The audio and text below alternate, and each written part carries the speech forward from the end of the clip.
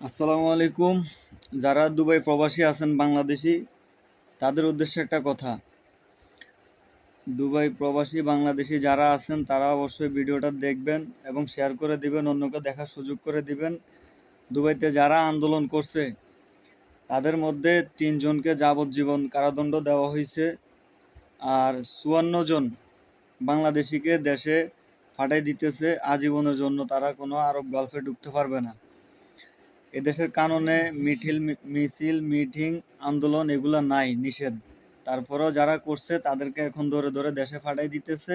তার ভিতরে ৩ জনকে একদম যাবজ্জীবন কারাদণ্ড দিয়ে দিছে। তো সবার উদ্দেশ্যে একটাই কথা, সবাই এগুলা থেকে বিরত থাকবেন, কারণ এই দেশে থাকেন আপনারা, এই দেশের কানুনকে অবশ্যই শ্রদ্ধা করবেন।